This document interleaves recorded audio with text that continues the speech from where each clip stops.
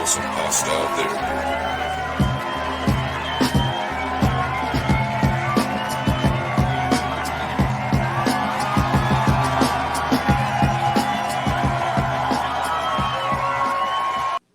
All right, welcome to Hostile Therapy with your host, Big Red, and returning again for this episode on Thursday, February 3rd. The first show of Black History Month is Chris Styles. Yeah, good. How you doing, brother? I made Definitely Black appreciate History you. Month. In Black History Month. We made it. Made it.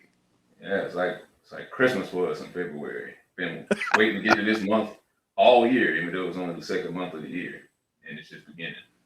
But we got a whole month to celebrate whatever presents are coming our way. A whole month, man. I do it all year long. That's right. That is right. That is what you're supposed to do. Same thing with every other holiday that celebrates the loving of someone else. You do it all year long. You don't wait until the time comes on that date or that month to love someone or express how you feel about that certain person or a certain group of people. You do it all year long as much as you can. Because As much as you can. Yeah, you're right. For You sure. may not make it to that month. You know, because you got Valentine's Day coming up. You know, that's going to make you forget about Black History Month for at least 2 or 3 days, because there's probably people out there going to be killing themselves to go get that perfect gift. So the person they're with don't love them or won't hate them for the rest of the year, or at least a couple months. Or look, is it or not? And did they be breaking up? Yeah, that's how serious it is, man. Yeah, that's crazy to me. Crazy. Imagine if people could just like get mad at you for not remembering Black History Month. And I don't know how you can't remember that. I know, right? Well, don't want to remember that. Hold on Right. a minute. We got somebody to add to the stream. Who that is? Oh, Hey, what's going on, Issa? hey, Chris, how are you? He's in the Good, car. good. How you doing? Yeah, I'm good. Yes, I'm in the car because I said I was gonna go ahead and stream tonight, and that means by any means necessary, even if I'm, on my way to the house. Hey, that's the That's title right. of my hat. By any means necessary. You go, girl. Well, So you know, you're not drinking, are you? not yet. Not yet. You getting there? I will be. Don't worry about it. It's not your comfort area to drink in the car. No, it's something about drinking and driving. They be frowning upon that. They really need to be worried about me throwing stuff out the window, but it's all right. What kind of stuff? Any baggies or anything with any greenery on the inside of them things? Or No, anything white? no. See, it's not like I'm drinking and throwing wine glasses out the window. They just need to appreciate the fact that I'm just not drinking. Well, they probably just don't like that because, glass breaks other people's windows and stuff, and it can hit people in the face. It's not the alcohol that bothers them. It's not this. I think that's exactly what it is. It's not the alcohol, it's just the glass. They don't want to have to clean it up. Lazy bitches. Exactly. It's harder to clean up broken glass than it is an 8-ball in a baggie or something. Well, that'll degrade over time. I don't know. Until you get there, I'll have something for you. Oh man, don't go ahead and sip that for me then. Yeah, I'm gonna do that. You're gonna have me tipsy virtually. Now, if I start acting a fool, we're gonna blame it on Chris. Exactly. Don't blame it on alcohol, blame it on Chris. That's right, because he can drink. Chris. Everybody blames Chris. All right, let's get into the first story we're going to talk about. We got 3 stories on the docket tonight, and they're all kind of relatable. By kind of, they're all relatable because they're dealing with race. First story. Let's see. Let me actually find a video for this. Brian Flores. He is the former Miami Dolphins. If you follow football, former Miami Dolphins coach who was recently fired, and he thinks he was fired due to race. He thinks he was fired because he thinks he was hired just to put someone in place to have losing seasons until they can find the right coach for the right amount of players. Right now, people think Dolphins are just, what's the word for it? They're just trying to, They're mediocre? not what they're mediocre, but what are they trying to do? That they're trying to have a bad record and to get a good picks in the NFL draft. Oh, Tank. They're basically trying to tank. tank sabotage. Yeah, basically. Mhm. And so they have this thing in the NFL called the Rooney Rule, where they have to interview at least one black person in every NFL team when there's a coaching position open or whatever. And so the NFL is about 70, 75% black. And yet there is only one coach throughout every football team in the NFL, and that is the coach of the Pittsburgh Steelers. And he's been there for, I think, about 15 some odd years. He's never had a losing season, but he's had to be above and beyond any other NFL coach to even keep his job. And the numbers just don't play right. You know, they pretty much are saying you're good enough to play football, but you're not good enough to coach. The numbers, you have 70%, above 70% black players in the NFL. There ought to be more than one football black coach in the entire league. For sure. Let's see. Let me find a video of Brian Flores talking about his issue with how he was fired from the team. Let's see. Where we got the video at? But you know, anytime that we say something, that's not what it is. It's not racism. It don't exist no more. Right. This lawsuit, which you are aware is obviously going to have enormous repercussions, what was the tipping point for you through your experiences that made you feel this was something you needed to do? Well, I mean, just, you know, I've been on, you know, several interviews over the years. And look, I mean, we didn't have to file a lawsuit for the world to know that there's an issue from a hiring and firing practices in the National Football League. Why? That's correct. A lot of people have pointed this out. So why did you feel you needed to do this? Because we need change. That was the number one reason. And I know there's a sacrifice, there's risk to that, but at the end of the day, we need change. We need change. I know many very capable black coaches, some of my staff who I know, if given an opportunity or when given an opportunity, are going to go and do a great job on their interview.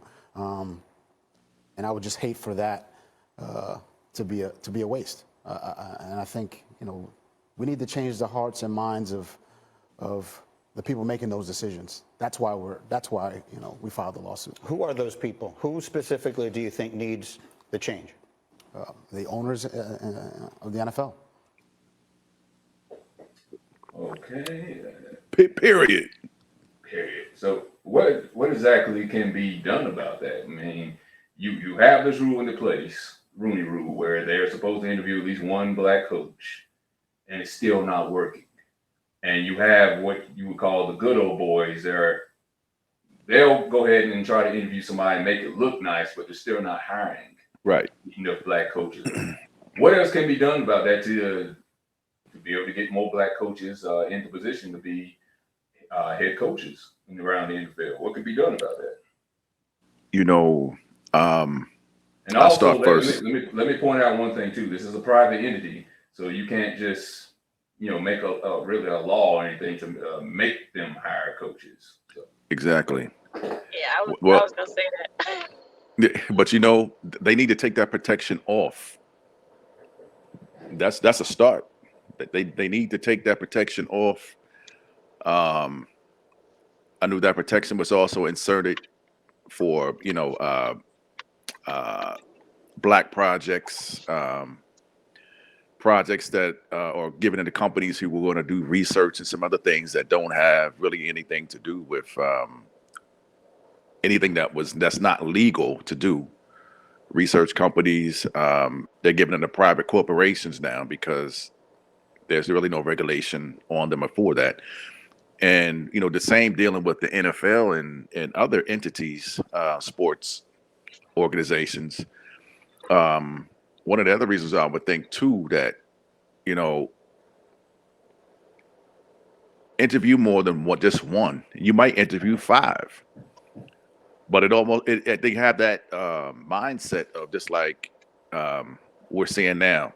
We're seeing more black quarterbacks now in the league because they're more athletic, they're more faster, accurate to some degree, and they can compete and they can win games.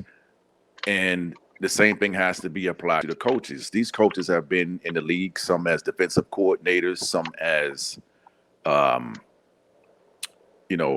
they had other positions on that team and been there for a long time and learned the ropes. But it's just like going to an interview. You may have two Caucasians and one of me.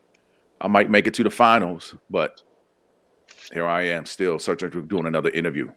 So the process definitely has to change overall, take that protection away and give some opportunities. They didn't had it for the longest. Ayesha? Well, he's asking how. He's asking what can we do to change it, and in my personal opinion, it's not much we can do to change it because we are not part of that committee that makes that decision.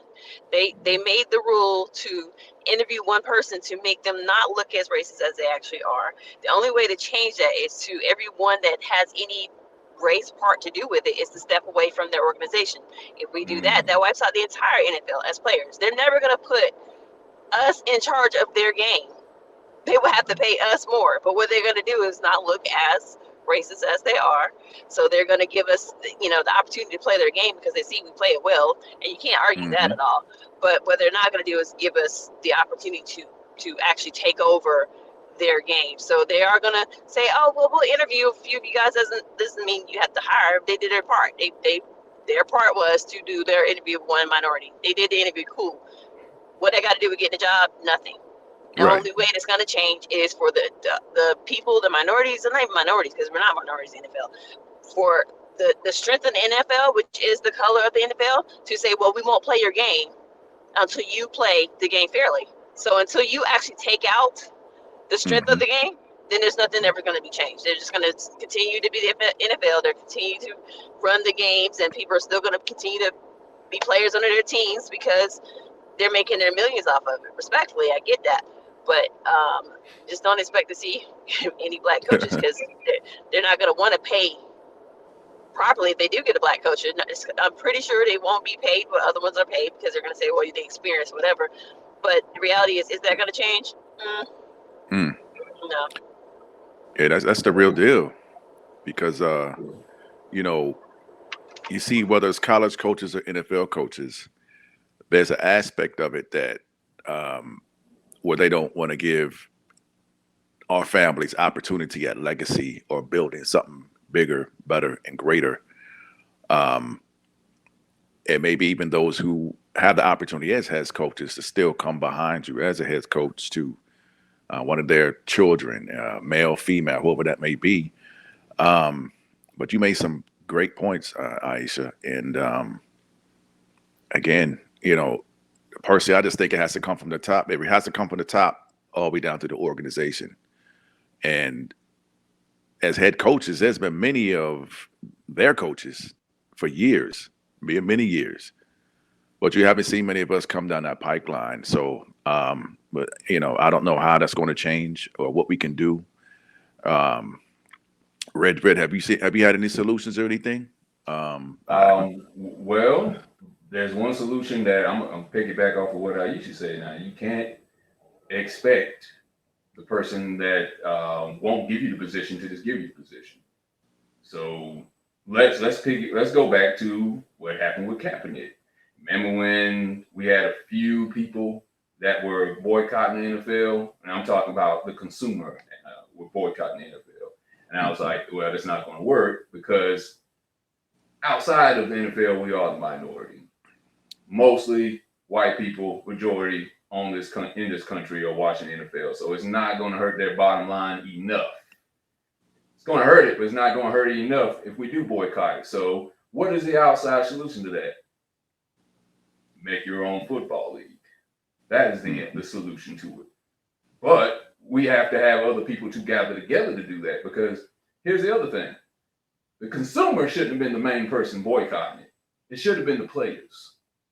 If the league is 70% plus black people, that would have hurt the consumer. That would have hurt the NFL's pockets. Then they would have listened. Not the people who are watching, the people who are playing the game. If they took it serious and joined together and like, okay, we see there is a discrepancy of hiring the black coaches, we're going to walk away from the game, then the owners would have listened. But they're not going to do that because that means they have to give up millions of dollars. Reputation over earning money, they're not going to do that. So if the solution, well, I'll give you two solutions. One, players either have to walk away from it and say we're not going to do anything until we get more black representation as coaches, or form our own league. And we got plenty of people. Let's go with Jay-Z's getting ready to do this Super Bowl halftime thing. He's got enough money and enough friends in the business, the other billionaires. Yeah, let's put him and Kanye together to form a league. That could definitely happen. Is it going to happen? Probably not. But there is a solution to it. Is it going to happen? Probably not, though. And, just in regards to what both of y'all were saying, some of the issues with that are, you remember they had the Scab League, scrubs, and different things like that. So when the players did boycott, all they did was go out and get the next set of people to come and play. And people still watch the game. So that would definitely be, an issue with that until they get everything straightened out. They're going to continue the game regardless, but it's not going to be the best game anymore. So that would also be an opportunity. And I think another thing with that too is we would need to plug into the stadiums or build our own. But when and how are we going to get that? Got to start somewhere, though. You got to start somewhere. Yes, for sure. Yeah, I mean, we can play in one stadium. We can play in two stadiums until we build enough. That's a long season, but it'll work. Like, okay, the XFL. The XFL has to start somewhere now. That's probably a poor choice because they didn't last long. But there was outside. Well, COVID actually killed them a couple of years ago. They were getting ready to start up, but COVID killed them. I think they're trying to start up again. But all they had to do was have investors. They had to have support. Yeah. There is enough support where we can start somewhere. But then when we have investors that support it, we also got to have people that invested on the outside too. We got to have our consumers got to invest in it as well. So it's got to come from everywhere. Everywhere. Yeah. But other than that, I don't know what you can do. I mean, there was a point where there were like no black quarterbacks. Like they believed that black people couldn't be good quarterbacks in the league. Now that happened eventually because coaches finally started believing it, and one at a time started to show how good they are. It was a meritocracy at that point. We proved that we could be good quarterbacks, and now we have probably about the most black quarterbacks we ever had in the league since the NFL was ever invented. So, but I don't think that's going to happen the same way with owners, because you have to be able to allow coaches on the field to prove themselves. They're not allowing it to happen. So we don't have any background to show that it actually can work, besides the few coaches that have showed improved over the past few years. We only got a couple. Tony Dungy, Tony Dungy and the Steelers coach. That's the only one I can think of at the top of my head. Yeah, they had Dennis Green at one point. Dennis Green. Well, he didn't win anything, I don't think, as far as like. Nah, I was like, a couple of times he was in a position to do some things, but they just didn't. It ain't panning out for him. But they don't give him a long time though. That's the thing is, it's not just giving them the position. Stop throwing all these hurdles in the way. Don't give them bad players and say, well, you didn't do a good enough job, but then you give another coach of a different race good players, and then you give them a longer time to develop the players. And if they win, they win. Or if they don't, they still keep them. And that's another discriminatory situation that happens with a lot of our black minority coaches in the league, is that the time frame could be 1 to 3 years, and that's it. Where you've seen coaches who had losing seasons for 4, 5, 6, 8 years before they even decided to go ahead and let them go. But I think too, now the way the culture is and the way the fans are, what everything has changed is everybody wants to win now. So I I would say that it has some influence, but over the duration of what I've seen in the league so far, our black coaches and minority coaches have not been given the opportunity to foster and grow their teams respectfully, like as the others. Right. Okay. All right. Let's leave that one. And let's see. The Whoopi Goldberg incident. Ayesha, are you familiar with that story? Yes, I also feel attacked. I think you just brought up that story because I don't have eyebrows and she don't have eyebrows, so I feel like I feel attacked by you bringing that up. But go ahead and bring it up anyway. I see what you're doing. I'm trying to See what make the you're doing. screen bigger. No, I want to see you can see the alopecia of the eyebrows. It's because I can't express myself. That's what we're doing. That's what we're doing. I mean, you always look Okay. surprised. Okay. Well, that's why you can't. I don't have the eyebrow. I got alopecia of the eyebrows, and so does Whoopi Goldberg. She my Kendrick sister. We can't help it. We express ourselves with our earlobes. Your earlobes. That's why both of y'all getting canceled because you always look surprised. Hey, sick of it. He Sick of got it. married yesterday. Why are you acting so surprised? I'm not surprised. I'm actually happy. It's something about having eyebrow meat and no eyebrows. It just bothers my soul. Would you rather have no eyebrows or a unibrow? At this point, a unibrow, because you can shave a unibrow, but I can't shave what I ain't got. I just literally got eyebrow meat. It just sits there. It's a chunk of meat above my eyelids, and it's just rude. You just now I have to draw something up there because there's nothing up there. But Girl, anywho, that's why you become Hispanic and just get a magic marker and put it up there. Permanent. nah, You good. I can't do it. We just go RIP to the eyebrows. Wow. Yeah, that's great. The story, though, the story is not her eyebrows this time. That's been an ongoing thing for like 3 decades before. But the story is Whoopi Goldberg was on her show, The View, and she said some inflammatory remarks. It was viewed as inflammatory remarks about Jews and the Holocaust. Most people don't want to even touch on that, but I'll show you a clip of it so you can get a hang of what she's talking about. Holocaust isn't about race. No, it's not about race. Ethnicity. No, it's about a different race. But it's not about race. It's not about race. What is it about? Because it's about man's inhumanity to man. That's what it's about. But it's about white supremacy. I feel, being black, when we talk about race, it's a very different thing to me. Mm-hmm. So I said that I felt that the Holocaust wasn't about race. And people got very, very, very angry and still are angry. I mean, I'm getting, all of the mail from folks and the very real anger. I don't want to fake apologize.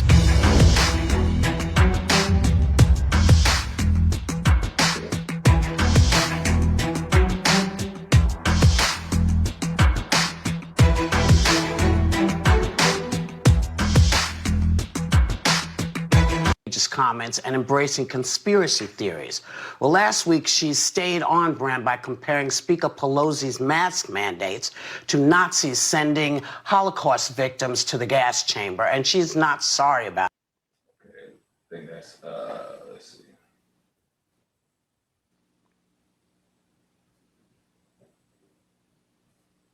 Okay, that was about it. That was some extra stuff, some stuff she said a few years ago, but that was pretty much the remark she said. I think it's been about maybe a week and a half now. She made these remarks on View, and now she's suspended for a couple weeks for that. Ayesha, I'll let you go first. What do you think there was anything wrong with what she said that deserved a 2-week suspension?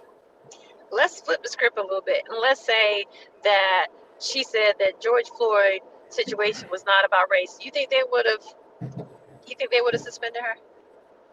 No, because they were like, she's black. They so. would. Right, yeah, exactly. So what they do is they tend to take themselves out of the picture when it's about certain things. And so I think they put their feelings in the wrong place at the wrong time. And I really feel like this is one of those times. That was her opinion. That wasn't a fact. She was saying that was her opinion of it. And I thought that The View and the talk to those shows of that nature is to give your point of view. So if you're going to get punished for your point of view being especially a minority at the table who's been there through half the crap that most of them can't even say way back in the day. Now all of a sudden you want to penalize her for having an opinion, but where was that penalization when everybody had an opinion about all the Karens and all the George Floyd, when those were clearly racial issues? Mm-hmm. No, that was just But being everybody cares divisive about then. Yeah. Oh, we got selective punishments. Okay, All that's what right. it sounds like to me. Basically. Yeah. For Well, sure. they can kiss my selective ass, and still has rights in the black community. For sure. All right. Chris, what you got to say about it?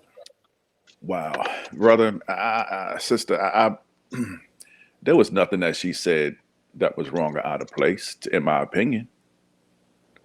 And again, she was just stating an opinion.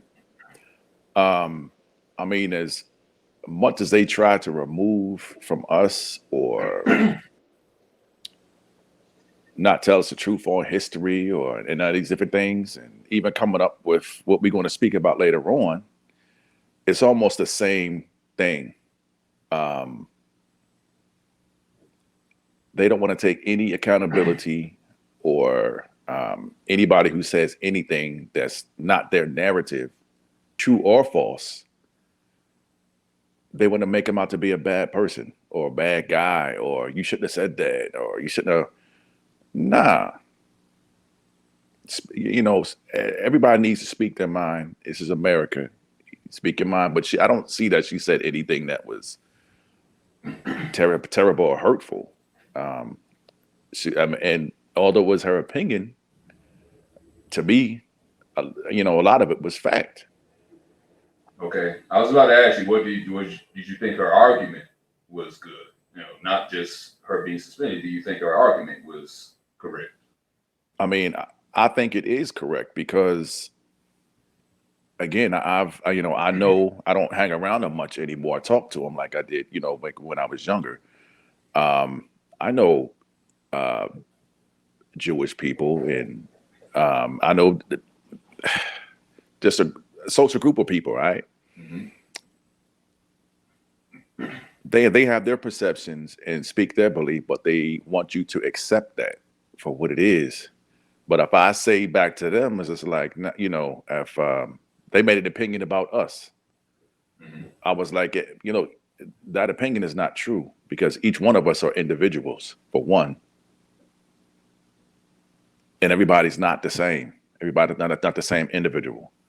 All of us don't act the same. We don't carry out the same type of, we don't all live in the same areas and things of that nature. So there's going to be different people. You have to go by the individual as opposed to what somebody said about a culture or what they reported about a culture.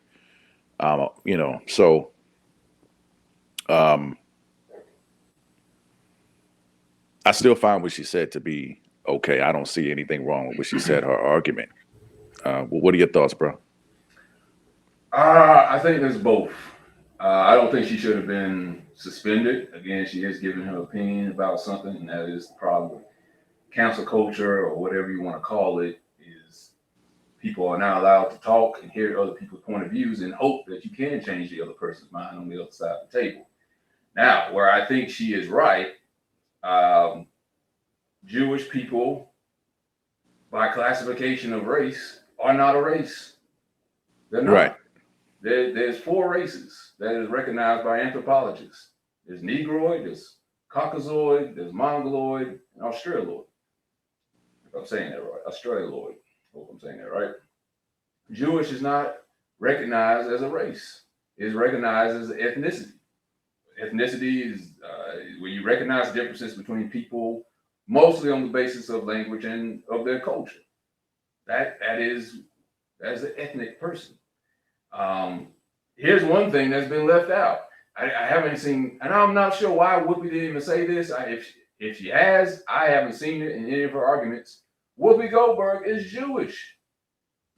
She is of the Jewish faith, so she is considered a Jew, or Jewish rather.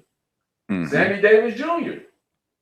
followed the Jewish religion. He followed Judaism, and he is recognized as Jewish. So, last I checked, last I checked, you can't just become black by becoming a Baptist. You're born that way. But race. I mean, race is it's a crazy thing to even talk about anyway, because again, race is usually seen by physical characteristics, skin, hair, texture, your color. Those are things people usually classify your race as, and people go even deeper. They try to put intelligence in there. That's where racism usually stems from. Now, where I will say she was wrong, and slightly wrong, I want to say slightly wrong, Hitler did look at them as a race. He looked at them as an inferior race. Right. That's not to say he was right to look at them as a race, but that is how he looked at them. He looked at them as an inferior race. That's what the Nuremberg laws were for, to be able to recognize and execute people who are of the Jewish faith. And if you had, I believe, your mother was of the Jewish faith, or your grandmother, I think it was Jewish faith, you were considered a Jew. Just because your grandmother worshipped Judaism, whatever. But that means Whoopi Goldberg would have went in that category too. But like I said, she's considered a Jew too. Sammy Davis would have been in the same category. You can't become a race just because you're in a religion. That's a cultural difference. That is not based off of race. So that's why I say she was slightly wrong. Hitler did think Jews, or he tried to paint Jews as a race, but technically they are not a race. So she's not wrong, but she's somewhat right. Well, she's mostly right, but she's slightly wrong. And the argument was it wasn't about race. I think it was about race, but I think Hitler got it wrong too, because if you look at the classifications, Jewish is not seen as a race. Negroid, Caucasoid, Mongoloid, Australoid. And in their eyes, Red Naisha, she had 3 strikes for her being Jewish, for her being black, and for her being a woman. Right. You know what I'm saying? That's crazy. I mean, it's crazy anyway to even. I know we all do that. I mean, because race was not a thing until about the 18th century. Race, even people not even from here don't look at race as a thing. They separate each other from tribes. Right. That was an 18th century classification, almost pretty much to bring, to make black people or any other race look inferior to the other. Inferiority and the excuse to rob, pillage, take over, and just do atrocious things. Right. I mean, okay, well, look at this point. You have more in common. I'm talking about you, Chris and Ayeshia. You have more in common with your DNA variation. You have more in common with someone in China than you do in your own family, as far as genome variation. You're as close to them in DNA variation than you are your own family. You have a more variable DNA within the construct of where you live, your family, than you do in somebody in China. That's something. All right. You know how close you are with DNA with everybody in the world? You're 99.1% the same as everyone in the entire world when it comes to DNA. 99.1. Most of that is, like I said, skin, hair texture, stuff like that. But of all the things traits, all the things that make you who you are, you pretty much have everything in common with everybody. With everybody. It's just based on pretty much where you live at, and nature takes its course of how dark your skin is, how skinny your nose is, how tall you are, how short you are. All that are factors. That was not something that was in 16th century, beginning of time. People were separated by tribes, not by color. That is a social construct. But unfortunately, we live in that social construct right now. I mean, let's think about it. If somebody is Somalian or someone is from Kenya, what what do they call them if they come into America? What would you call them? If you didn't know where they came from, what would you call A lot of you either they would say African or from Egypt or somewhere of that line. If you're talking about Somalia or them? whatever. Now, if you didn't know where they were from, you just saw them at the store. Oh, black, just black. Just black. They just black. Yeah. Right. And you probably, if they didn't say where they were from in Africa, you would just say they're African, right? You just say, I'm from Africa. You wouldn't probably ask which part. You just like, oh, they're African. And the crazy thing is, you know, let's see, what's his name? Charlize Theron. You ever heard of that actress? Yeah. All right. You know where she's from? South Africa. Exactly. I'm trying to see if I can show the picture. I probably can't even show it up right now. She is from South Africa. She's a white lady. See how crazy that sounds? But you know, and to probably get off the subject a little bit, do you think you should be called African American or just American? Just American, for real. I mean, if we live on this, it's America's the continent. What the hell are Afro got to be attached to it for? Exactly. If you were born here, if you didn't immigrate from Africa, why are you called African American? Again, that's one of them constructs. That's, you know. No, again, but they don't do that to Caucasians though. Nobody says European American. They just call it American. Right. That's another way to that's another way to separate us. Mm-hmm. Like, oh, you got that African connection to it, then you're not worthy of maybe being an NFL head coach. Yeah, that's crazy. Yeah, it's a lot of excuses out there, bro. Ayeshia, you have anything to add to it? I would be honest, no. You said the few things I was going to say. When it comes down to Whoopi Goldberg, anyway, her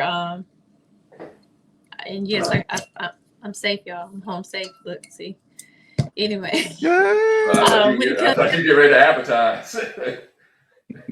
No. This one is not. This is not my girl's brand. This is store bought. But now, when it comes down to the whole race thing, like you pretty much hit what I was thinking. Like, I don't know. It's like she's right. She's right in her own opinion.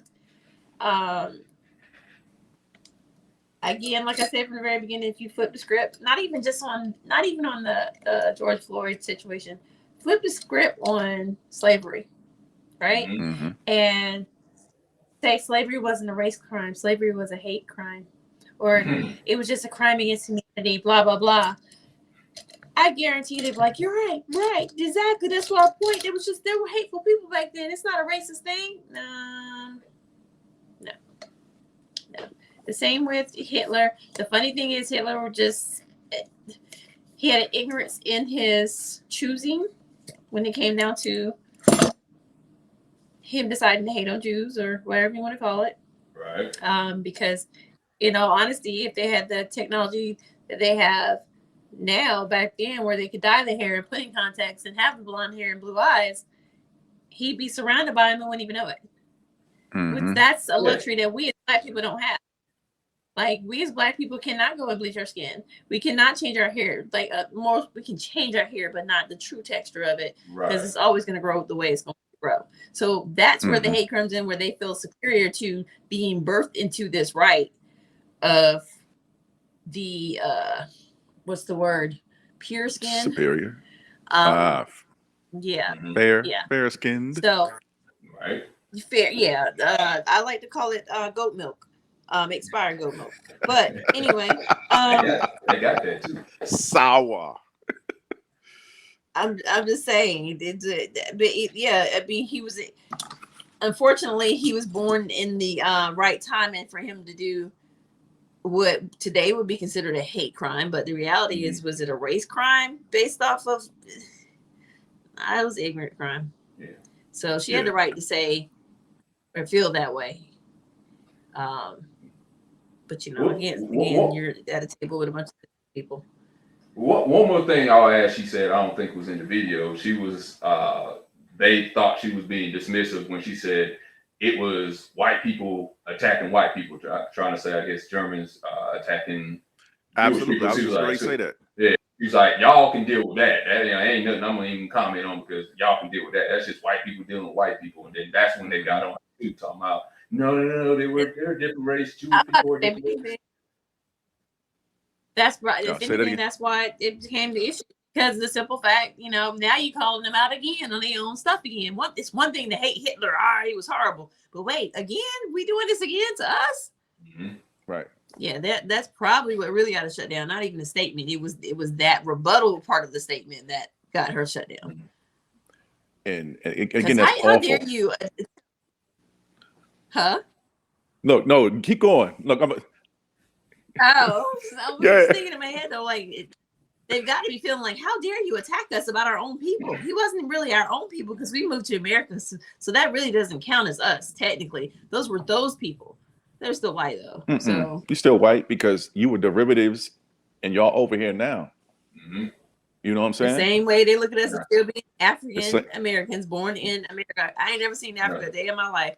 Yeah. So other than television, and I don't look like everybody's belly. So everybody either from Africa or Chicago. Especially if somebody get killed, every black person is from Chicago immediately. Why y'all let people in Chicago kill each other? I'm like, I don't know nobody from Chicago. I ain't even from there. I never Right. been there. That's crazy. But it's good for them to lump us in a hole when situations happen. But again, this is that denial, delusional. I'm not taking no responsibility, or somebody say something, be like, yeah, oh, that's true. But when it comes to us, and the sad part, it's not even all of them.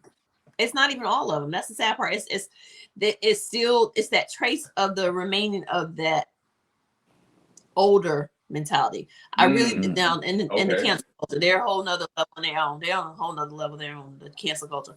But I'm really feeling like nowadays, more of the even though some of them are dumb as bricks, more of the new millennium kids have more of the open mentality to not thinking the racial way. They're more protective of us right. versus the older people who still have that. But then the ones I worry about are the ones that were raised by their grandparents, the ones that are young and still have that family's mentality, and that's all they know.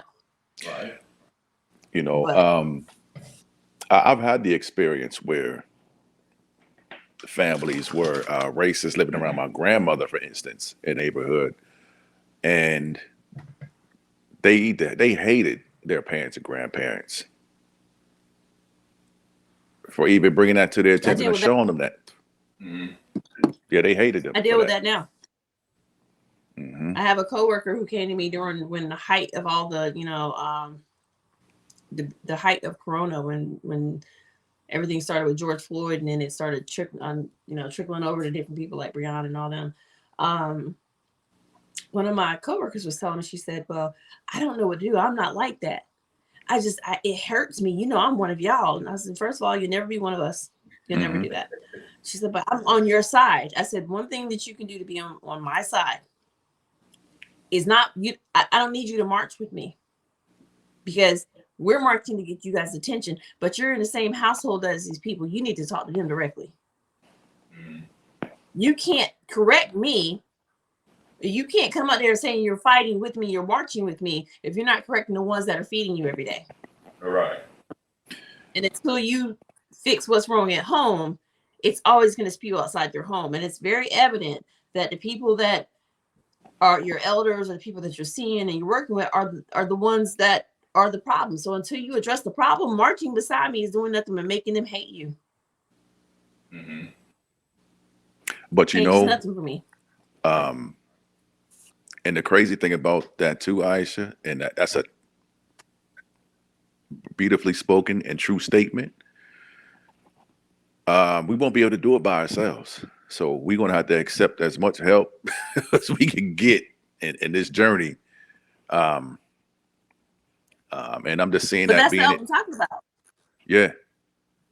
That's the help I'm talking about. What that's what I'm saying. It's like we're marching, cool. We've been doing this for years. Great. Stand by each other. We got to start in our own community too. Of course, we have our problems in our community, but I don't give a rat's ass if you were standing beside me holding a picket sign. If you still go home to the same people and you're not, and you're still visiting grandma and grandpa, and you're saying, well, that's just how they are. You hold the sign up beside me does nothing. Go to your people and say, nah, stop your shit. So that's like being complicit, like an aggressive complicit aspect of it, you know? Yeah. Don't do all that. Don't wait until you start dating the black guys and then start speaking up. Don't have a baby by him and then be like, well, I got a baby by him, so I got to fend for him. Go ahead and do it before you start getting the black penis. Go to them when you still like them pale little goat milk boys, and you go to them with that goat milk boy. You say, you know what, grandma, this ain't okay. We're not gonna come visit you again until you've changed your ways. And then you just said, grandma, just go ahead and pass. It is what it is. If you really feel that way, you're not gonna support the enemy. If you really feel like you want to protect me and help me, and that you don't want anyone to harm me, then you're not gonna go to the gun store and give them ammo. Mm-hmm. That's what you're doing. Sure. Yep. All right. So we're going to go into the last subject for today. But first, we'll set the mood for this last issue we're going to talk about. Big Red setting the tone. Got to set the tone, man. Because I'm going to tell a scary story. Oh, yeah. Oh, yeah. I got the music set in the background. Now, listen closely, children. What if I told you that there are some people in here, in this country, that are having their feelings hurt for having the truth told to them in the month made for Black people, Black History Month, and throughout the year, we're going to tell them why we feel like Black people are impoverished or have been done wrong since they were enslaved and up until today's world. And these people who we're telling the story to, white people, have their feelings hurt and actually have a law passed so they can't be told about the bad story about how Black people have been doing bad over the times of the 1600s until 2022. Jesus. It actually exists in Florida of the United States. Stop your lies.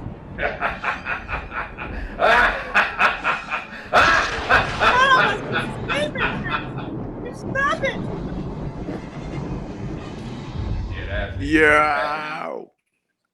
There is a bill being passed in the sewage state of the United States, Florida, where they are trying to pass a bill where you cannot teach in classrooms subjects about race and make people feel uncomfortable about it. There are many things it goes into, but the main thing we're going to talk about is critical race theory. CRT. So this is the same Florida that you can Google Florida man and then it pop up something crazy every day. Yeah, that same it's Florida. The same Florida. It's the same Florida. Just checking. I didn't know if it was Florida, Africa. I didn't know. I was just checking. Trying to make it make sense. Oh, it's not gonna make sense because that's it's not gonna make sense. Not gonna make sense. Let's see that. Share a couple of videos about the bill they are trying to pass. So let's take a look at this right quick. There's a new bill that's making its way through the Florida legislature, and it would ban public schools and private businesses in the state from making people feel discomfort or guilt based on race, sex, or national origin. The bill has the backing of the state's Republican governor, Ron DeSantis. It's been approved by the Florida State Education Committee, and it's called the Individual Freedom Bill.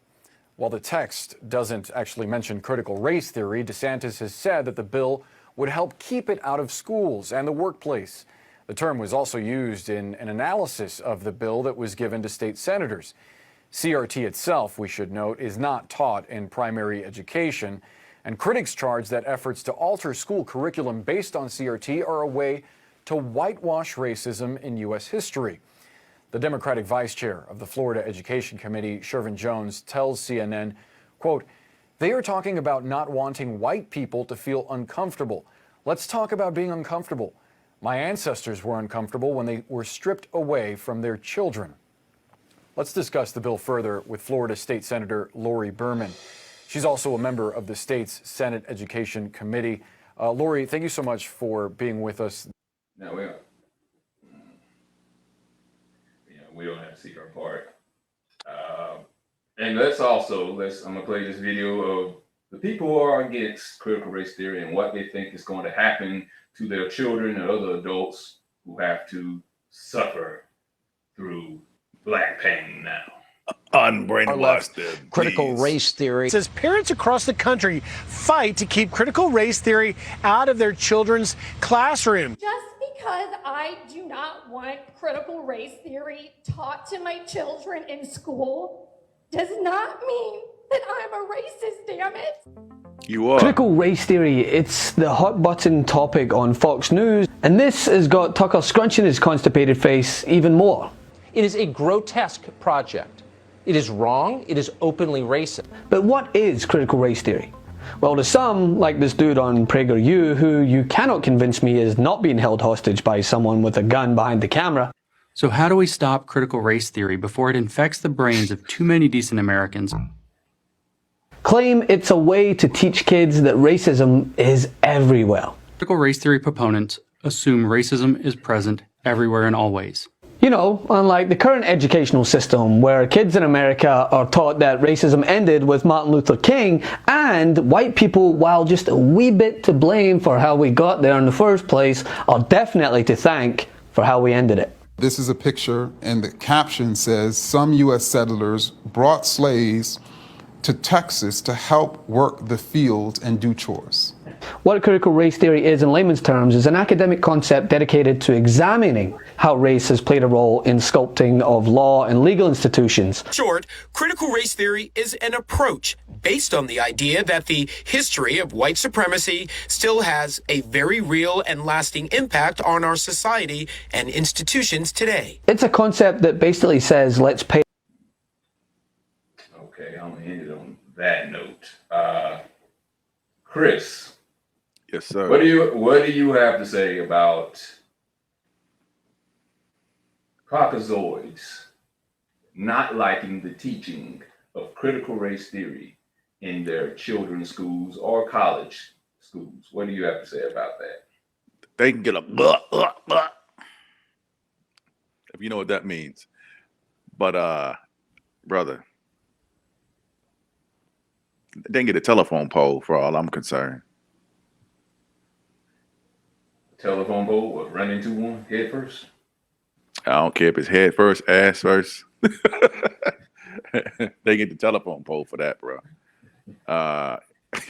This said it's ridiculous, man, because when you just look at a lot of different things, how much torment from media, organizations, companies, people, just the whole gamut, we take and swallow a lot. But for you not to want to take any accountability, for you not wanting the truth to come out the surface from your ancestors and whoever else in the past who have done this, you're like, oh, well, I'm not doing that. I don't do that. But you benefited from it and you don't want it to change and you keep it the same. Go ahead with that.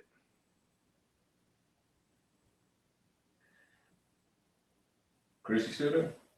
Yeah, I'm here. Okay. I thought my thing went mute for a minute. But before I let you go, Ayeshia, Chris, what do you think critical race theory is? What is it to you? How do you understand it to be?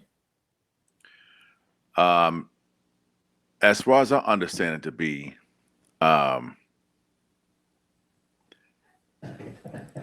it's just taking what has been passed on to us, the concept of understanding and addressing inequality, addressing racisms in the U.S. It could be beyond, but I'm not quite understanding how they feel like this is going to change or attack them if something is the truth, it's the truth. Mhm. I just feel like whether you feel uncomfortable about it or not, or you like your history about your family, right? Mhm. How can you not feel uncomfortable about that if you have a heart, you're a human being? Like, why treat others in that, or why do that to others? I just don't get. I don't understand that. And for them to say you can't put that out there, I mean, it's just like them, eh, you know, keeping their character, their white, keeping everything white because you're white. Like, nah, y'all, to me, y'all tainted. But just to say, I don't know. That they just believe that it's a threat to them because of acknowledging specifically certain things, bro. I'm like, what way of life for who? Not for us. Pass it on. All right. Ayeshia?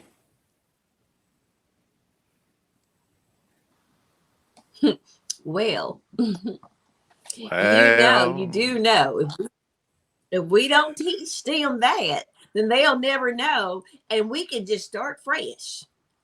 See, this is where you're messing up. This is what you're not thinking when it comes down to this critical race theory. We're not racist per se. Okay. If we never teach them it happened, then they won't be so angry. They won't be angry because they won't know. They won't have a reason to be angry at us. And then that'll just fix racism, and then we can go on with our lives. Okay? Let's just go on with our lives, guys. And that's exactly what they're thinking. Their thought process is, if you don't teach them, then they won't have a reason to know, and they don't have a reason to be upset. So if you don't teach them that credit can be bad, then all they know is shopping and good things, blah, blah, blah. No. If you don't teach me my history, then I'm going to not understand why the next person is so mad at me that's still being raised in this situation at home by the older people. I'm not going to understand why I didn't get that job. I'm really going to feel bad like I wasn't a good candidate. And the reality was I was, but in your mind, you didn't like the colors of my skin. I don't know if y'all understand that teaching us that Martin Luther King had a role and Malcolm X had a role doesn't change the fact that we're still learning that our parents and our grandparents went through hell. Let's not even go back to the days of slavery. That's even worse. But let's go to the people that we still have living on this earth that can tell you. I remember my first time my grandmother came to North Carolina and we passed the cotton field and she did like this. My grandmother. I'm only 40 something years old. That means my grandmother remembered picking cotton. You don't have to worry about my ancestors and the slave ancestors and the people brought over the boats. You don't have to worry about that because I had living ancestors that could tell me with their own mouths. So you can whitewash the shit all you want to, but at the end of the day, I don't trust you. Now I really don't trust you because not only did you sugarcoat your lies, but you want to wipe the slate clean like nothing ever happened. Mm-hmm. So you want to be the ex that came back like you didn't cheat, and I'm supposed to have amnesia. The hell kind of shit? I'm sorry. I'm trying to be a Christian this week. I don't like it. That's it. No, you may not have been. Nothing else. You may not have been the one that did it, but there was the grandparents, and they are still living. It was your great grandparents, and they're the ones that raised your grandparents. It was their great grandparents, and they're the ones that raised them, who still instill the living that you do to this day. So it's still in your blood, whether you like it or not. Maybe you don't have to agree with what they did, but the reality is they did some messed up stuff, and our family still hurts from it. And some of us to this day, even the young ones still hurt from it. You know why? Because you got little Timmy that's 7 years old coming and looking at little Jaquetta and saying, well, your hair's dipping. That's why y'all were slaves. Even if it won't taught in school, it's being taught at home. Even if it's not taught on at the grandma's house, it's being portrayed in media because 90% of media has been whitewashed for years. And for the longest, we as Black women were relaxing our hair. Wanted hair to fit in so we wouldn't look so awkward. We as Black women wanted to make sure that we had slimmer bodies and didn't realize that we were sitting on gold mines. Beautiful. Gold. There's so much to us that we have already whitewashed due to media being so pale. And now that we realize it's okay to be us, oh, we're glowing. And our glow is gold. That's what makes us magic. And with that said, they don't like that. But sorry, little tink tink, y'all been ghosts this whole time. I'm sorry, y'all been playing Casper. Well, now a real bitch is here. Enjoy. You can whitewash all day. We still got Google that you're always gonna learn where we came from. The reality is y'all came over here, stole land from some Indians. You don't even want to give them that credit. You brought us over here to belittle us, and we rose above you. Don't want to give us that credit. What do you want? More raisins? What the hell do you want? Yeah, that's real. I'm sorry. And, back to my Christian. no, that's real. I just saw, and the biggest tool for them is it's the outside counties of the city. They got propaganda out the wazoo. That they want to keep everything on a one-sided power situation, right? And they want to keep things the way it is. So they basically saying just, be happy that you're living in this country and shut the buck up. Mm-hmm. Which is not happening. I mean, the more you try to shut it down, have you ever heard the expression, or when you put a ball in water, when you try to press down on that ball, guess what it do? It comes right back up to the surface again. Mm-hmm. It comes straight back up. No matter how hard you try to push it down and keep it down, it comes right back up to the top. So it's like fat people in water. This is a lesson that they need to learn. Take that aspect of physics and swallow that. Okay. Let me say this about CRT. It's a little bit different than just Black history. Little bit, because most of the time when they're teaching Black history, they're teaching about, of course, transatlantic slavery, slaves, Abraham Lincoln, Rosa Parks, Martin Luther King, the usual, What this is supposed to be teaching is and it was created by a lady named Kimberly Crenshaw about 30 some odd years ago. And what it talks about, basically it breaks down certain laws that have been passed over time that were supposed to be colorblind, but for some reason they still have created a wealth gap, a health gap, gender gap, institutionalized gap between the races, between white and Black people or whoever else.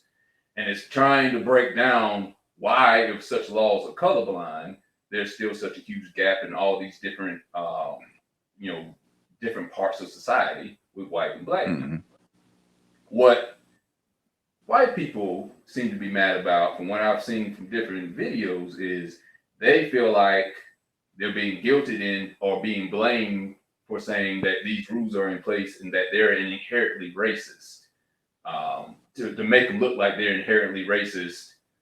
And so, in the ones that are probably taking it worse above anyone else, they're saying it's probably white guys. They're saying they are looking inherently racist, so they don't want to look like the bad guys anymore. I think one of the biggest reasons why they hate this thing too is because they can't monetize it, because they can't really make movies off of modern day racism. They make movies about slavery all day and a couple movies about Martin Luther King or whatever, and they can monetize it and put Martin Luther King on the side of a McDonald's cup and saying "Let freedom ring" with a large order of fries. They can't monetize it like they could, the civil rights movement. But the French fries still killing us. The French fries, yeah, because now we have high blood pressure, and that happens among all the Black races. So, in a way, it's kind of pandering to Black people, like, hey, Martin Luther King would have ate these fries if he was marching. Go ahead and eat them, and then we'll just die early because we don't get enough exercise in. We don't march now anyway. We probably should be marching just for our health, but we don't do that as well. But in layman's terms, Kimberly Crenshaw created this, or coined this term, critical race theory, to break down intersections of different laws. Like, okay, for example, the same way that laws affect white men and black men. They don't affect white women the same way.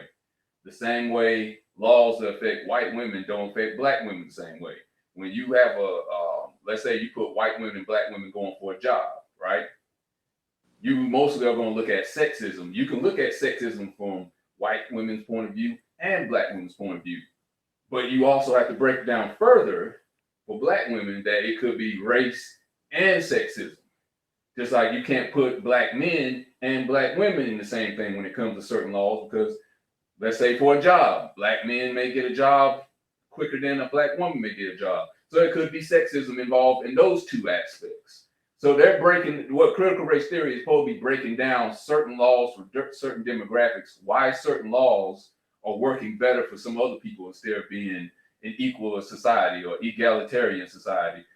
What their purpose of critical race theory or intersectionality is supposed to bridge the gap between each section. And it's not just race, it goes in, like I said, gender, sexual preference and stuff like that. Why is there such a gap in between all these things? What can we figure out to bridge the gap between this thing? Kind of like the first story we were talking about with the coaches. Why is there so many black coaches not being hired? You know, we can't look at it the same way as we look at black coaches being hired and white coaches being hired. What's the reasons why the laws are not working for both? Why is the Rooney Rule not working the same way for both? Why are we not interviewing or hiring the same amount? That is the purpose of that. How white people look at it as, or the people against CRT, they're looking at it as, oh, you're blaming me for the reasons why there's a gap. It's you. You have the same opportunities as I do. That's what they're looking at. Oh, pick yourself up by the bootstraps. You have the same opportunity as I do. You have so you should be able to get the same type of job. And they'll always go towards, Obama. Oh, yes, we had a black president, but does that mean there were not any hurdles in the way that made it harder for him to him? Are there any hurdles in the way it's going to make it harder for the next black president to try to get there versus the hurdles that are probably not present for a white candidate? That is what intersectionality or critical race theory is trying to look at, break down. What is the reason why we are not given the same opportunities or getting the same outcome? And they're mad because they feeling that the kids are being guilt tripped into saying, oh, it's your fault why they're not getting the same opportunities. Bruh, like we all know that it's not true. It's inaccurate as hell. And as far as I'm concerned, bump your kids. Your kids need to learn and understand moving forward. If you want things to change, you don't want to feel a certain way because your parents, your grandparents, and their parents, and whoever else have done what they've done.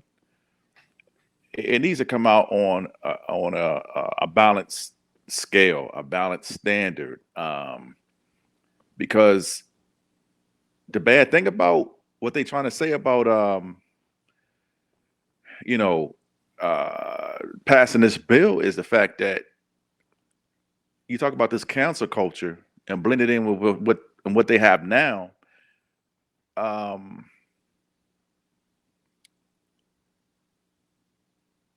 Every time they put something in place, we move around it, or move through it, we move over it. It's every time we move, we have a positive movement, we move upward. We feel valued, we're stronger, we feel more respected and more unified, and acknowledged. They want to take every aspect of that and choke us out slowly, not make it so apparent, but we already been on it, right? Right. We already been on it. And they make up every excuse to keep those same stigmatisms, those same stereotypes and those things in place, for the world not to humanize us or sympathize with us or join us into making sure that, not treat us fairly or recognize that they even did things terrible and wrong to our culture. But it's cultures around the world, man. Like, these folk is awful. But you mentioned a little bit earlier too about we need to have people or groom people to start being in them positions. I know Obama got there, but you know, he did what he did. Not saying it wasn't 100% helpful to us, but he was there. That was not enough. Absolutely, that was not enough. But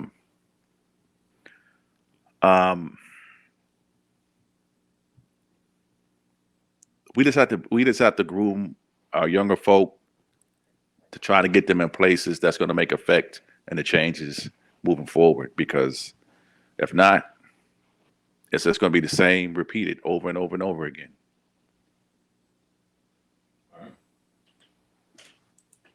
The reality of that is they don't want their little Timmys and Sarahs to come home and be like, mom, in school today I learned that we were bad to my friend Jaquez. But the reality of that is that's when they're supposed to step in. They don't want their kid to feel bad. No, we don't want to teach critical race theory so your children will feel bad. Absolutely not. That's not the point of it. The point of it is to let you know why we feel a certain way about certain things and why we can't contribute to certain things and why we feel underappreciated still to this day. So maybe instead of them looking at it like, well, now my son's going to feel guilty as far as feeling like he's responsible. No, instead of that, when he comes home and feels that way, that's when you correct him and say, you know what, baby, that's not us. Those were people before us. But what we can do to help is we can talk to those people who are still alive that are doing this. So we're going to go take a trip to great grandma's house today. Yeah, let's bring it back to reality. Is they don't want to accept the fact that the stuff is real.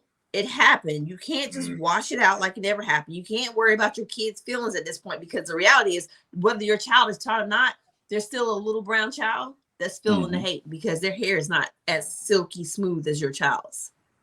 There's still a little brown child that doesn't understand why they live in the houses that they live in, and this person lives in the house that that person lives in, and how their family had a head start, and little Shamika's family didn't have a head start, but they're going to get somewhere because we're all equal. We're all equal. But what they don't understand is this is getting taught whether we say it or not. The only way to correct it is as it's verbalized, is to teach them this is the bad that happened. This is what needs to happen to transpire to make things better. You can't go into the future without knowing your past, because you're going to end up down the same path. For sure. Okay. The sad part about it is a kid can accidentally end up racist and don't even know why they're racist, but later on be like, I don't even know why, but he just makes me sick because he's brown, and don't even realize, okay, this is a big issue. And so the reality of that is, go ahead. Finish your statement. Hold on, man. I'm all about. You know what's funny about the critical race theory? It kind of reminds me of IEP for racism. It's like, I don't know if you know what IEP is, but for critical, it's like an IEP for racism. Okay, well, you know what? We're not going to teach this because you have a hard time understanding that people really messed up in the head. So what we're going to teach you is this. I know I'm all about IEPs. My daughter's on an IEP for learning because she learns a different way. But let me tell you something. If you can't understand in this book that I showed you that they jacked y'all up back in the day, let me show you this video. Let me read it out loud to you. Let me put it in Braille. Let me call your grandparents. Which way you want to learn? You want Google, YouTube? What you want? That's too much knowledge out there for y'all to be sugarcoating this bullshit. Y'all still trying to call Jesus white, and then said his hair is a wool. The skin of bronze. I ain't never seen a bronze white man with hair wool. Show me. Y'all still trying to get him over there like he just this as pale as he want to be. Jesus had color. Says so in the Bible. Quit playing with me. Y'all get your stories right. Get your lies right before you come at me. They're gonna be some badass racists if they do die and they end up in heaven because they believed in God, but they didn't do the color, but it was low-key racist, and they go there and God actually had a race. Lord have mercy. They roll up there and God had a race. Look, take me now. Take me now. They don't even believe it or understand it. Oh my God. Whew, but, Yeah, I don't think there's a color when it comes down to God. I think it's, souls don't have a color when it comes down to that. But I just think it'd be funny as hell if a racist end up in heaven and God come out just as brown. Woo, boy. I know this the devil. Satan. Wait. Nobody ever thinks God is going to end up being Chinese. Nobody ever say like, damn, why can't we have a Chinese God or a Chinese Jesus? I don't know, bro. Man, nobody. Just imagine how that would look. Mm-hmm. They can't do that because God's supposed to love the animals, not cook them. So you can't. Shoot, that's the case. We can't have it either. Shoot, we got 80. You know what they eat over there? Nah, the way they say all dogs go to heaven. If all dogs go to heaven, much as we eat chicken, we can't talk about nobody. No. They say all dogs go to heaven. So if all dogs go to heaven, we eating real good up in heaven. I'm telling you that right now. I eat every animal. I ain't worried about it. Ain't no vegans over here. Yeah, because barbecue sauce on it. He said, "It's good. What you just have? What you just eat?" Oh, I had barbecue. You put that little orange sauce on it that they be putting with the little seasons. Man, listen. What did I just eat? A rhinoceros knuckle? Boy, this is the best rhinoceros knuckle I've ever had in my life. For sure. Is that adobo? I had giraffe ass with that sauce on it. You wouldn't know it. Man, when you put some barbecue sauce on it and put it on the grill, I promise on God, be having everybody out here eating rhinoceros knuckles. But it's I usually don't even eat meat. I stop eating meat, but this rhinoceros knuckles, it must be the Lowry's. Let me play y'all this other video right quick of this black guy that actually was complaining about CRT. Let's get back on track right quick. That one stupid video somebody posted. Talk about critical race theory, which is pretty much going to be teaching kids how to hate each other, how to dislike each other.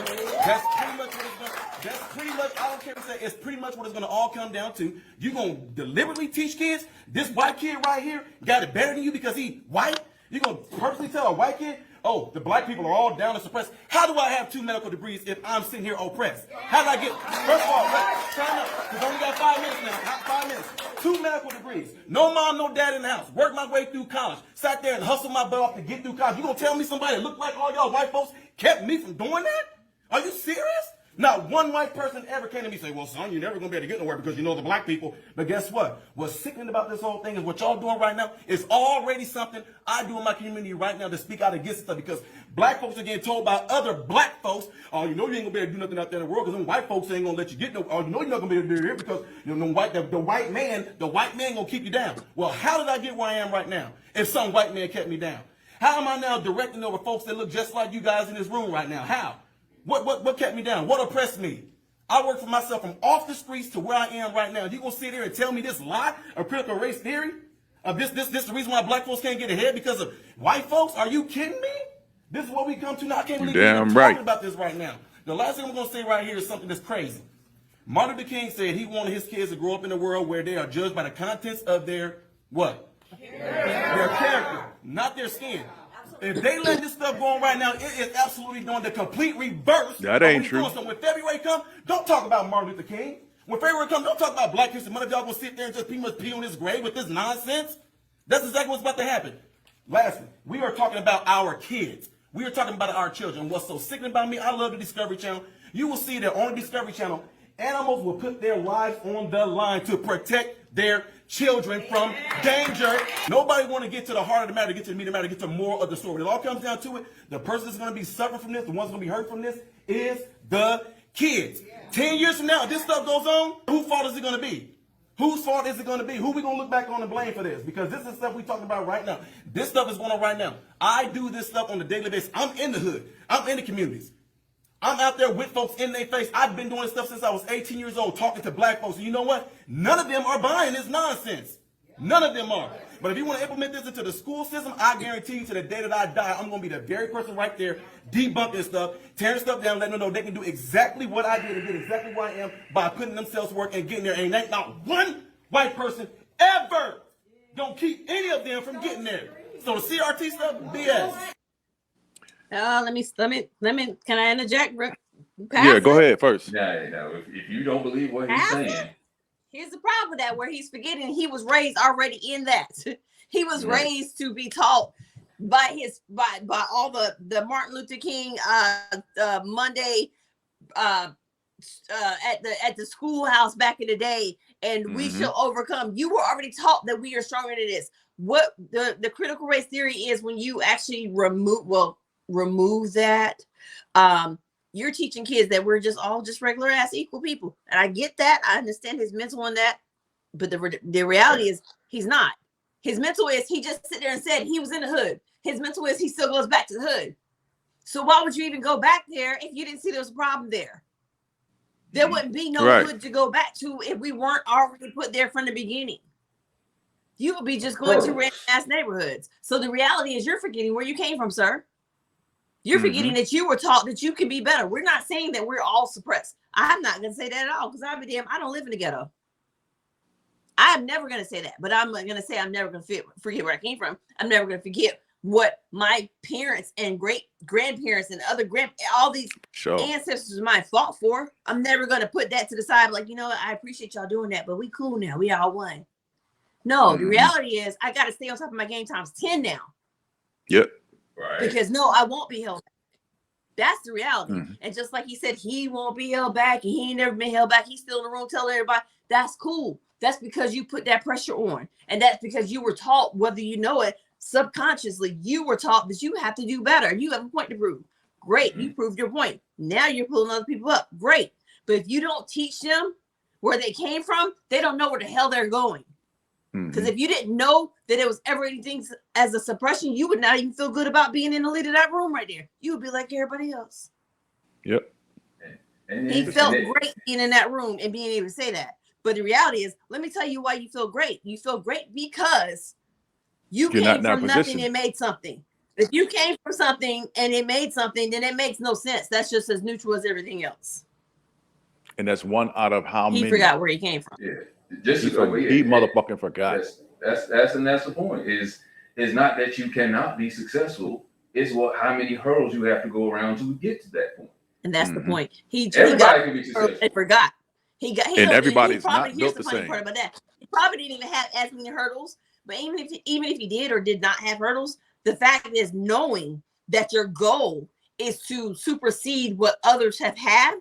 If you're in a room full of people who have suppressed others, whether they suppressed them or their ancestors suppressed them others or not, if you have succeeded that, you're going to feel good because you've come from somewhere. But if you came from nowhere and you're in the same room as everybody else and everyone's equal, then what is the point of you even saying that? What's the point of you even saying, well, I got lights on and nobody stopped me? Well, we all got lights on. But if you own light company and you came from somewhere that never knew what a light was, that's what makes the difference. Right. So you in there preaching to a crowd saying that you made it. So what you're doing, in my opinion, what he is doing is anti up in those who are like, yeah, see, there's no point of even doing this because really, if you don't teach it from the beginning, they'll never have any issues so we can just go on with life. No. The problem is he was always going to be shit. And he may have been one of the fortunate ones that didn't have to even run into certain things. But as a black man to this day, he still don't realize he is still a threat to society. The fact that he said that in that room probably ended up 3 people in the head. Like, you know what? He can't be running us like this. We can't be lowered. Like, he don't even know it yet, though. Right. And I hope the best for him. I appreciate what he's doing for the community. I think it's wonderful. But I think he needs to reel back and remember all the times that he sat with his parents or grandparents and was reminded that they went through this mess so he can live better. Because if it weren't for him being taught that, he wouldn't even have a speech to say. For sure. But Ayesha, he wants to take that out teaching. Anybody who has a great speech cuts out the fat. They cut out the vein line in the shrimp. You feel me? So yeah, the bullcrap. In his journey, he's learned how to tweak that speech for his goal and his preference. It is empowering. It's inspirational. But I also, when I do mentoring, I teach truth. So you're going to have the inspirational aspect, but you're going to have the truth with it. He's eliminated the total truth. Because how many are going to be like him? If he says he never faced any obstacles and he good to go, I bet you about 99.9% of everybody in that room is going to face the obstacles he didn't face. Stand up to that. How you going to move and get past that? He didn't explain or tell anybody any of that shit. But that's for another day. I know this is, but I'm just saying, I know for myself, I just turned 51. I had many obstacles in my place in my life for a long ass time. So I had the viewpoint of where I am today. But I'm going to tell you the truth. I'm not just going to give you this inspiring whole, I'm going to give you a balance. Although you're going to be inspired, you're also going to have a hurt behind it too.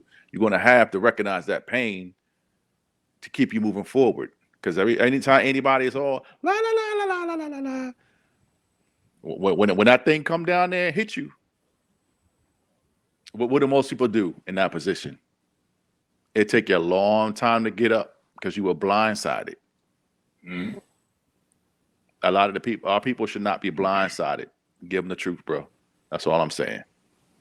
But Chris, he may not have even went through anything though. Here's the thing. Here's the reality. He personally may not have went through anything. The sad part about that is he's not being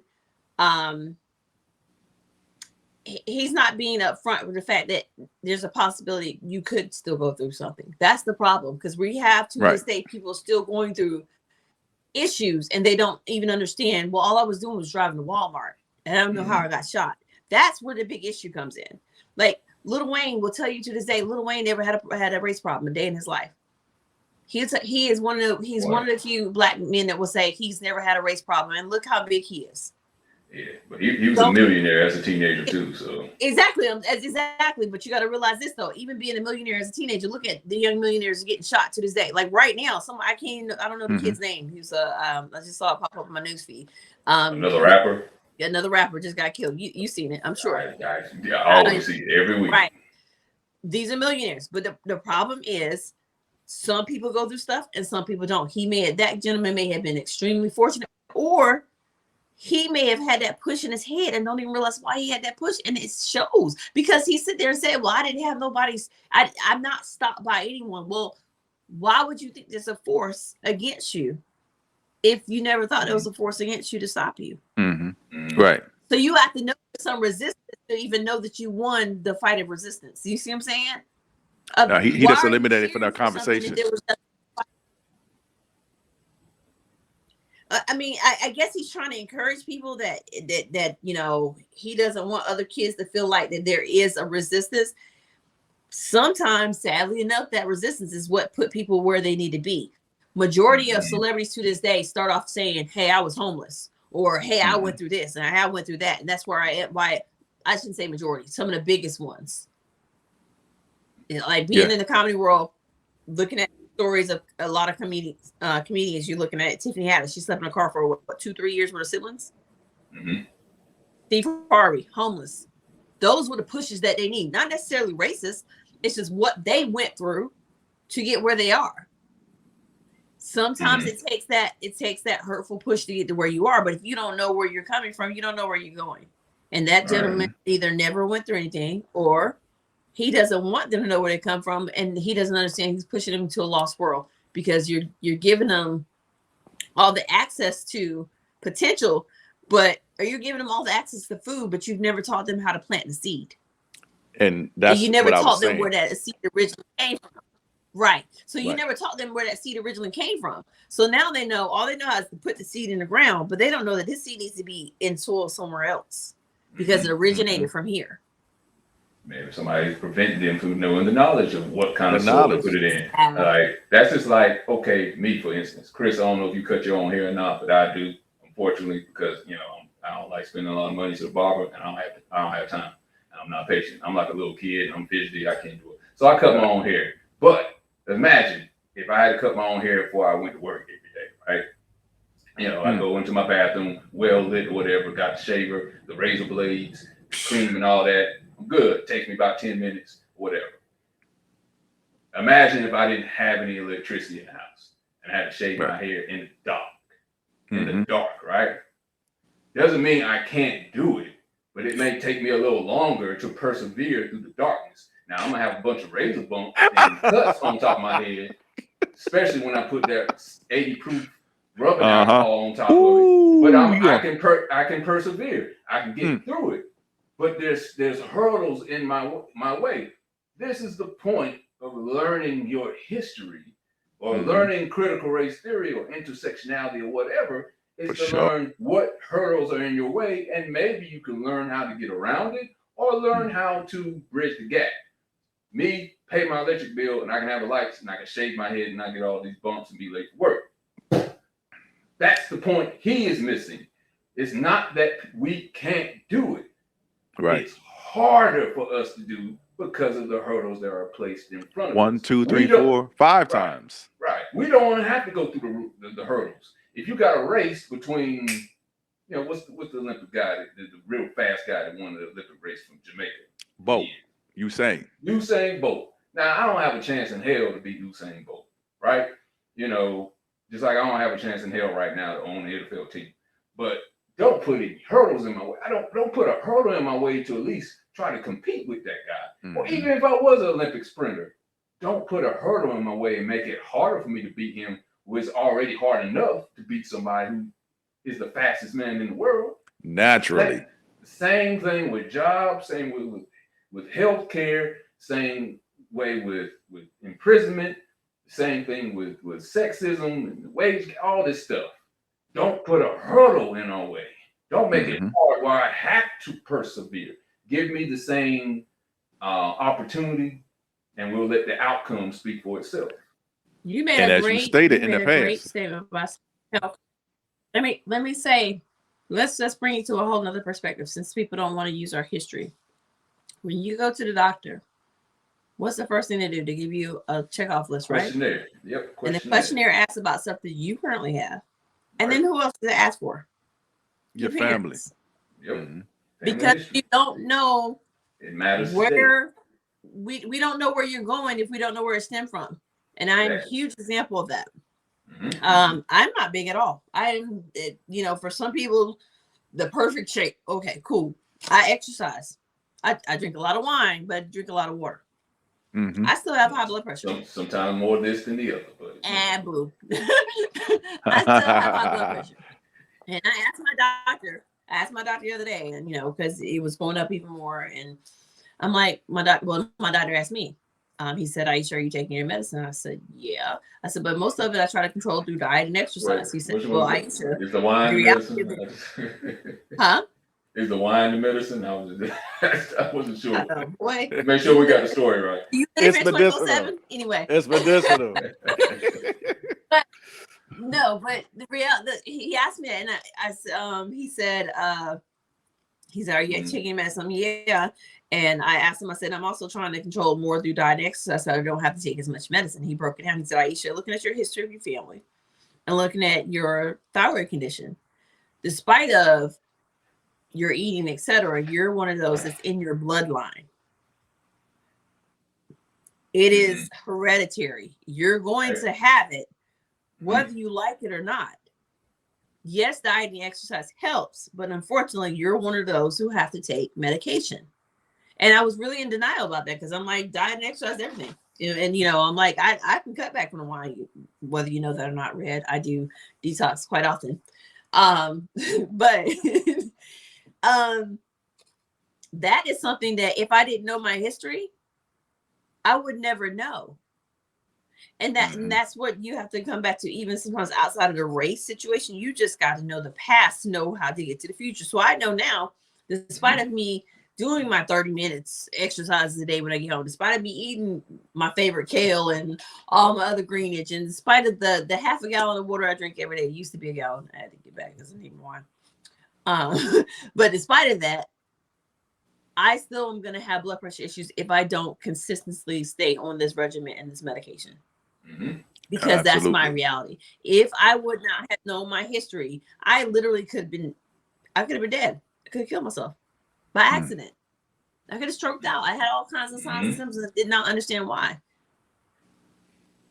So but that this is goes exactly back to whether it's race or not.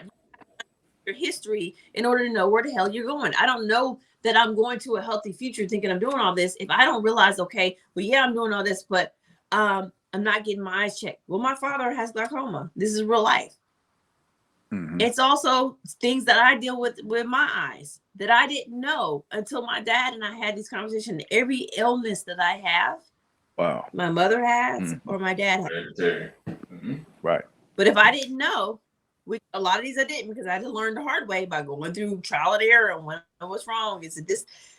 If it wasn't for the fact that my parents still being able and alive to talk to me, I would just think, oh, well, I'm tripping, right? Because that's what they're thinking of critical race theory is. Oh, you're tripping. You're bringing old stuff up. No, the reality is I had to learn through my past. My past is my parents and their parents. It's the same thing. If you ignore it and just act like it never happened, oh, just be a vegan. It doesn't matter if I'm a vegan, if this is in my bloodstream. If I was born with it, it doesn't matter. Right. That's the sad part. So if I ignore it, then you're thinking I just died of natural causes. No, I died of something I could have fixed if I knew my history. For sure. All those are hurdles. And Ayesha, exactly. And so that doesn't mean you can't jump over it, but you know it's there. Exactly. What happens if you don't see a hurdle? What's gonna happen? You're gonna trip and fall. Exactly. If you think most people just die in their sleep, no, you go and do a study of sleep apnea and come to find out it's because their family had history of sleep apnea or narcolepsy or because they snored. Well, I thought because my granddaddy snored it was normal. No. These are things in your past that even not necessarily even your past, someone else's past that affects you. And that's what critical race theory is. It's someone else's past that currently affects you, whether you like it or not. And the only way to fix it is to know what broke it.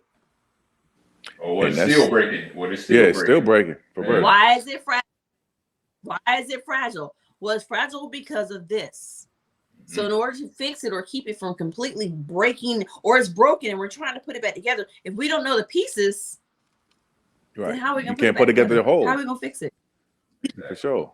Right, because you left because the pieces were behind you. You can't walk in. But if you don't go back and pick up those pieces and understand the purpose of those pieces, then you're always going to have a broken system. But if you don't understand that this piece right here fits here for this reason, then you have nothing. You just have a hole in your container with some lines. Gotta pick up and kill it and kill it and kill it. Hey, that's tomorrow's now. Pick up and kill it and kill it and kill it. All right, well, let's go in on that note. Appreciate everybody tuning in, and thanks Ayeshia and Chris Styles coming on for another episode of Hostile Therapy, getting some hostile therapy, not because you want it, but because you need it. See you next week on Thursdays at 7 p.m. again. Y'all have a good night. Peace. Peace.